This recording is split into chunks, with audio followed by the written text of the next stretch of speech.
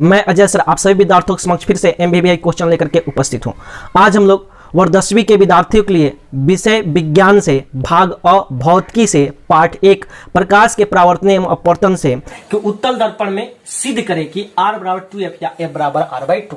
अब हमको उत्तल दर्पण में सिद्ध करना है r बराबर 2f या f बराबर r/2, क्योंकि हमने अवतल दर्पण में सत्यापित कर दिया है उस सूत्र को। अब उसी सूत्र को जो है अब हम लोग उत्तल दर्पण में सत्यापित करेंगे। ये बातें समझ में आ गई। सेम वही प्रश्न है, सिर्फ दर्पण चेंज है। पहले अवतल दर्पण था, अब क्या है उत्तल दर्पण। प्रश्न इसी प्रश्न को कई तरह से घुमा के पूछेगा जो हमने पहले बताया था। सेम उसी तरह पूछेगा कि उत्तल दर्पण में दिखाए कि वक्रता त्रिज्या फोकस दूरी की 2 गुनी होती है, या प्रश्न पूछेगा ऐसे कि उत्तल दर्पण में दिखाए कि फोकस दूरी वक्रता त्रिज्या की आधी होती है। तो प्रश्न इस तरह से भी पूछा जा सकता है आपके एग्जाम में, तो आप कंफ्यूज मत होइएगा। आपके एग्जाम में जो भी प्रश्न पूछेगा मतलब एक ही होता है। प्रश्न फिर से बोल देते हैं, प्रश्न पूछेगा कि सिंपली अगर प्रश्न पूछे तो आपको बताना है, प्रश्न पूछ दे कि उत्तल दर्पण में सिद्ध करें r बराबर 2f या f बराबर r/2, तो ठीक है। अगर प्रश्न इसको घुमा के पूछे कि उत्तल दर्पण में दिखाए कि वक्रता त्रिज्या फोकस दूरी की 2 गुनी होती है, अर्थात इसका मतलब क्या होगा r बराबर 2f। या प्रश्न ऐसे पूछेगा कि उत्तल दर्पण में दिखाएं कि फोकस दूरी वक्रता त्रिज्या की आधी होती है, अर्थात f बराबर r/2। तो प्रश्न समझ में आ गया। या प्रश्न ऐसे भी पूछेगा कि उत्तल दर्पण में वक्रता त्रिज्या और फोकस दूरी के बीच संबंध स्थापित करें। तो इस तरह से भी प्रश्न आपके एग्जाम में पूछे जा सकते हैं। तो आशा करते हैं कि आपको जो है प्रश्न समझ में आ गया। तो अब हम लोग इस प्रश्न को हल करते हैं। तो जब भी हम लोग प्रश्न को बनाते हैं तो सबसे पहले क्या लिखते हैं, हल लिखते हैं, सोल्यूशन लिखते हैं। तो यहाँ पे सोल्यूशन लिखा गया है, हमने लिख दिया पहले ही। अब हम लोग इस चित्र को समझते हैं, क्योंकि जब भी इस प्रश्न को बनाइएगा तो सबसे पहले आपको एक चित्र की रचना करना होगा, एक उत्तल दर्पण की रचना करना होगा। हमने यहाँ पे जो है एक उत्तल दर्पण की रचना किया है जो आपको आपके स्क्रीन पे दिखाई दे रहा होगा। आप वीडियो को बिना स्किप किए देखिए, तभी आपको ज्यादा समझ में आएंगे। तो हमने एक चित्र की रचना कर दिया है। यह चित्र जो है उत्तल दर्पण है, जिसमें सभी चीजों को इंडिकेट किया गया है, सूचित किया गया। अब समझते हैं इसको बनाते कैसे हैं, इसकी रचना कैसे करते हैं। तो इस चित्र को अगर आप अपने मन मस्तिष्क में बैठा लिए हैं तो समझ जाइए कि आप आसानी से इस भाषा को लिख सकते हैं, क्योंकि हमने पहले ही बता दिया आपको कि C का मतलब वक्रता केंद्र होता है, F का मतलब फोकस होता है, P का मतलब ध्रुव होता है, M डैश एक उत्तल दर्पण है और X डैश प्रधान अक्ष है, छोटा f फोकस दूरी है और बड़ा r वक्रता त्रिज्या है। हमने आपको बहुत पहले बता दिया है। हम अवतल दर्पण में जब सूत्र सत्यापित कर रहे थे r बराबर 2f या f बराबर r/2, उसी समय हमने आपको बताया था, और फिर भी हम दोबारा भी इसको बता दिए, तो आप तो समझ में गए होंगे। अब इतनी बातें जब आपको मालूम होगा तो आप आसानी से जो है इस चित्र को देख करके भाषा बना सकते हैं अपने शब्दों में। कैसे, तो लिखेंगे, समझिए यहाँ पे समझते चलिए, और भाषा जो है आपको साइड में लिखते हुए नजर आएगा। तो कैसे लिखेंगे कि माना कि M डैश एक उत्तल दर्पण है। बात समझ में आ गया। कैसे लिखेंगे कि माना कि M डैश एक उत्तल दर्पण है जिसमें P ध्रुव, C वक्रता केंद्र, F फोकस तथा X डैश प्रधान अक्ष है। समझ में आ गया। माना कि M डैश एक उत्तल दर्पण है जिसमें P ध्रुव, C वक्रता केंद्र, F फोकस तथा X डैश प्रधान अक्ष है। पुनः माना कि AB प्रधान अक्ष के समानांतर एक किरण है।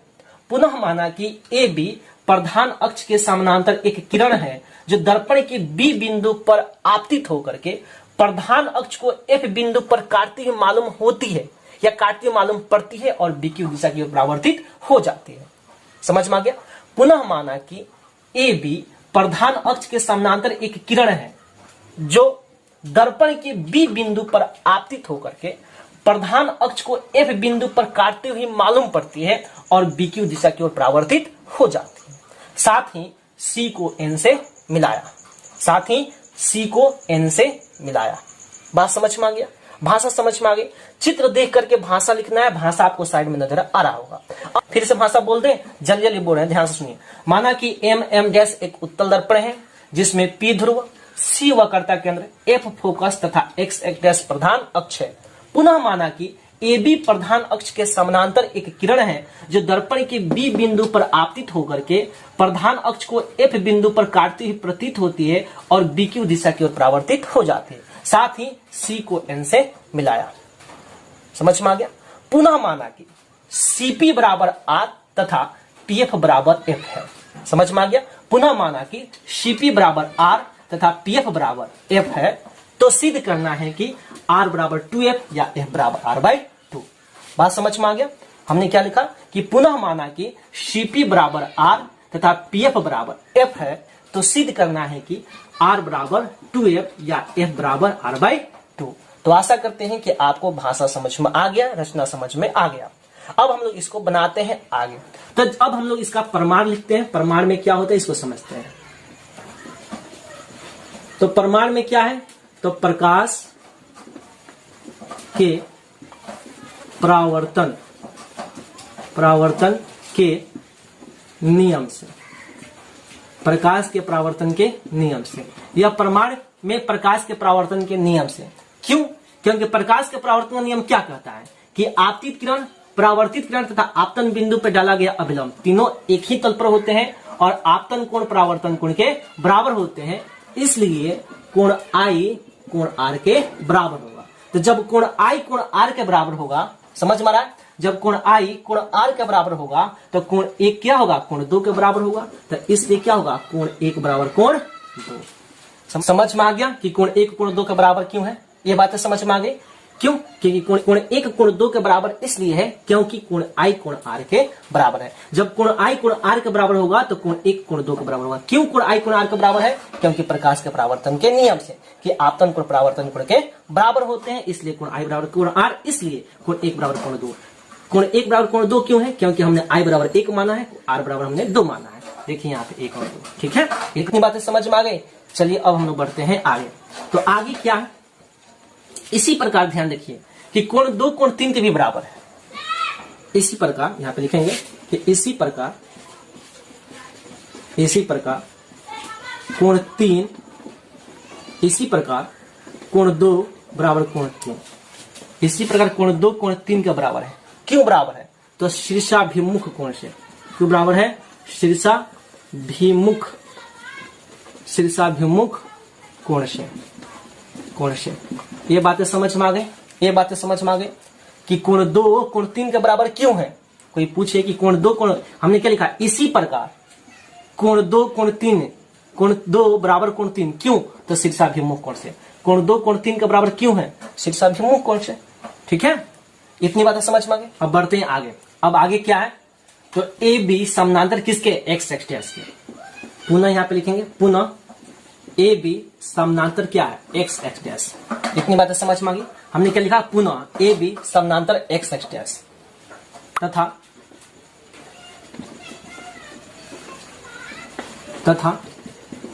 सी एन इनसे मिलती है। समझ में आ गया। हमने क्या लिखा कि ए बी समानांतर है किसके, एक्स एक्स डैश के। समझ में आ गया। हमने क्या लिखा कि पुनः ए बी समानांतर एक्स एक्स डैश तथा सी एन इनसे मिलती है। समझ में आ गया कि ए बी समानांतर एक्स एक्स डैश तथा सी एन इनसे मिलती है। जब ए बी समानांतर है एक्स एक्स डैश के और जब सी एन इनसे मिलती है तो क्या होगा, कोण 1 कोण 4 के बराबर होगा। कोण 1 कोण 4 के बराबर होगा। क्यों होगा? क्योंकि संगत कोण से होगा। क्यों होगा? संगत कोण से। समझ में आ गया। कोई पूछे कि कोण 1 कोण 4 के बराबर क्यों है, क्योंकि संगत कोण है। तो क्यों?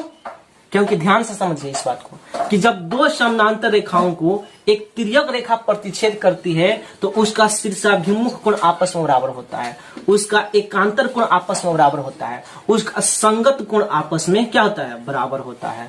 तो इस चीज को याद रखिएगा।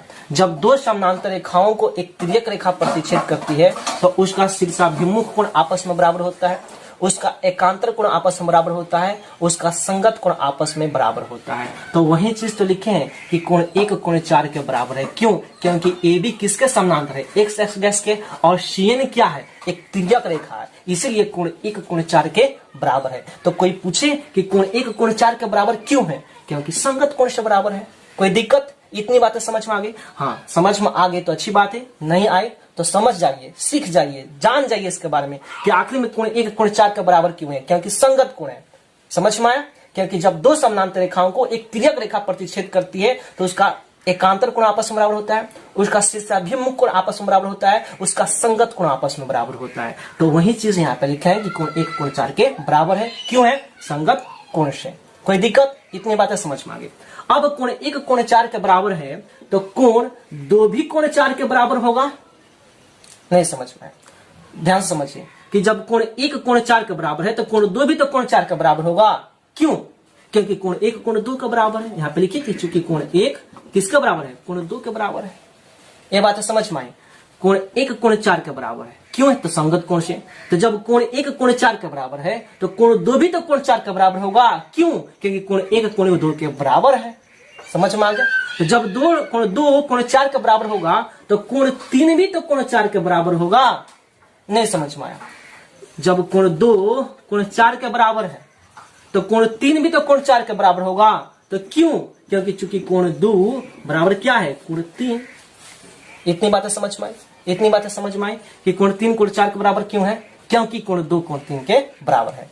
इतनी बातें समझ में आ गई। तो जब कोण 3 कोण 4 के बराबर है, अब ध्यान से समझिए, जब यह कोण 3 कोण 4 के बराबर है तो यहां पे देखिए कोण 3 कोण 4 के बराबर है। जब कोण 3 कोण 4 के बराबर है तो CF किसके बराबर होगा? BF के बराबर होगा। सम्मुख कोणों की सम्मुख भुजाएं आपस में क्या होती है? बराबर होती है। तो यहाँ पे देखिए सम्मुख 3 कोण 3 के सामने वाली भुजा कौन है? CF है। और कोण 4 के सामने वाली भुजा कौन है? BF है। तो सम्मुख कोणों की सम्मुख भुजाएं आपस में बराबर होती है। तो सम्मुख कोणों, तो इस सम्मुख, यह कोण के सामने सम्मुख भुजा कौन है? CF। और इस कोण 4 के सामने कौन है? तो BF है। तो याद रखिएगा कि जब कोण 3 कोण 4 के बराबर है तो क्या होगा? CF जो है BF के बराबर होगा। इतनी बातें समझ में आ गई। ये CF है। CF जो है किसके बराबर होगा? BF के बराबर होगा। क्यों? क्योंकि सम्मुख कोणों की सम्मुख भुजाएं आपस में क्या होती है? बराबर होती है। समझ में आ गया? लिख देते हैं यहाँ पे, याद रहेगा आपको। सम्मुख कोणों की सम्मुख भुजाएं आपस में बराबर होती है। कोई दिक्कत? इतनी बातें समझ में आ गई कि CF बराबर BF क्यों हुआ? क्योंकि कोण 3 कोण 4 के बराबर है। तो जब कोण 3 कोण 4 के बराबर है तो CF किसके बराबर होगा? BF के बराबर होगा। तो आशा करते हैं कि आपको इतनी बातें समझ में आ गई है। अब आगे बढ़ते हैं। देखेंगे कि अब यदि मान लीजिए अब यदि यह B बिंदु P के काफी निकट हो तो, अब यदि यह B बिंदु P के काफी निकट हो तो वहीं से लिखेंगे। अब यदि B बिंदु P के काफी निकट हो तो अब यदि B बिंदु P के क्या हो? काफी निकट हो तो, बाई चांस यह B बिंदु यहां पे ना आकर के यहां पे आता तो यह BF किसके बराबर होता? PF के बराबर होता। बात समझ में आ रहा है? हमने क्या लिखा कि अब यदि, यहां पे ध्यान से सुनिए, अब यदि B बिंदु P के काफी निकट हो तो यह BF किसके बराबर होगा? PF के बराबर होगा। देखेंगे इसलिए BF बराबर क्या? PF। कोई दिक्कत? इतनी बातें समझ में आ गई कि अब यदि B बिंदु P के काफी निकट हो तो BF बराबर क्या होगा? PF। आशा करते हैं कि आपको ये बातें समझ में आ गई। समझ में आ गया? आगे बढ़े। अब क्या लिखेंगे कि अब चित्र से अस्पष्ट है। अब चित्र से अस्पष्ट है। हमने क्या लिखा कि अब चित्र से अस्पष्ट है। तो चित्र में क्या है यहां पे समझते हैं। साइड में समझिए, यहां पे दिखाई दे रहा होगा आपको। क्या करें, बोर्ड बहुत छोटा है। अब चित्र से अस्पष्ट है। चित्र में क्या है? तो यह CP, हमको क्या चाहिए? CP। तो CP बराबर क्या होगा बाबू? हमने क्या लिखा कि अब चित्र से अस्पष्ट है। हमने ये लिखा कि अब चित्र से अस्पष्ट है। CP बराबर, यानी हमको यह CP चाहिए। तो CP कैसे मिलेगा? तो CF प्लस PF करेंगे तभी तो मिलेगा ना। हमको CP चाहिए तो CP कैसे मिलेगा? तो CF प्लस PF। तो वही लिखेंगे CF प्लस PF। इतनी बातें समझ में आ गई। फिर एक स्टेप आगे बढ़ेंगे, यहाँ पे इंप्लाइज का चिन्ह देंगे। ठीक है, अब फिर CP चाहिए। तो CP बराबर क्या होगा? तो यहाँ पे क्या है? CF। तो यह CF किसके बराबर है? ध्यान से समझिए, यह CF किसके बराबर है? यहाँ पे समझ में आ रहा है ना? यह CF किसके बराबर है? तो देखिए, तो यहाँ पे CF बराबर क्या है? BF है। तो CF की जब हमने क्या लिखेंगे? BF लिखेंगे। कोई दिक्कत? हमने CF की जब क्या लिखा? BF। आप प्लस PF है तो प्लस PF लिख दिए। कोई दिक्कत? आगे बढ़ते हैं। यहाँ पे आइए, अब एक स्टेप। ठीक है, जगह नहीं है, यहाँ पे लिखते हैं। अब इसके बाद यहाँ पे जो है, इसके बाद हम लोग कहाँ लिख रहे हैं?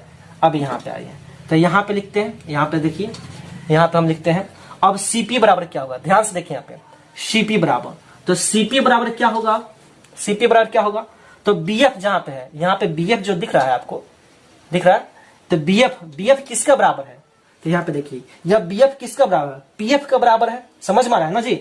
अरे यह Bf किसका बराबर है, Pf का बराबर है, तो हम क्या लिखेंगे Pf अब प्लस Pf, कोई दिक्कत, कोई दिक्कत। अब Cp बराबर क्या हुआ, Pf प्लस Pf, तो Cp बराबर Pf प्लस Pf, कितना Pf, तो 2Pf। यहाँ पे समझाते हैं, यहाँ पे इसको समझिए, यहाँ पे जगह नहीं है, यहाँ पे लिख देते हैं, गाउज मज नहीं होगा, ठीक है, ध्यान से देखिएगा लोग और नोट्स बनाते चलिएगा लोग, ठीक है।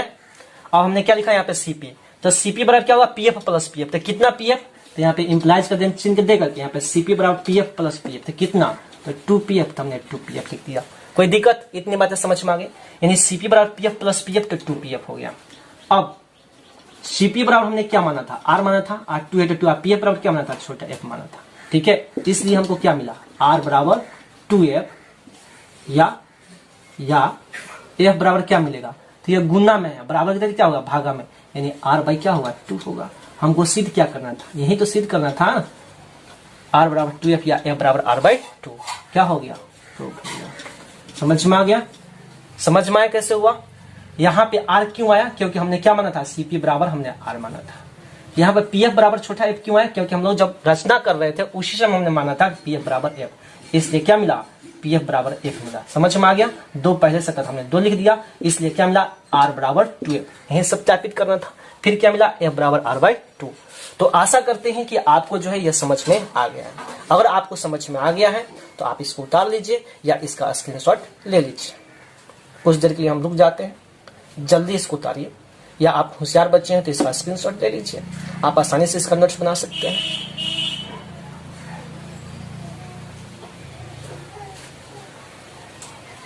उतार लिए, उतार लिए, समझ में आया, तो आशा करते हैं कि आपको समझ में आ गया।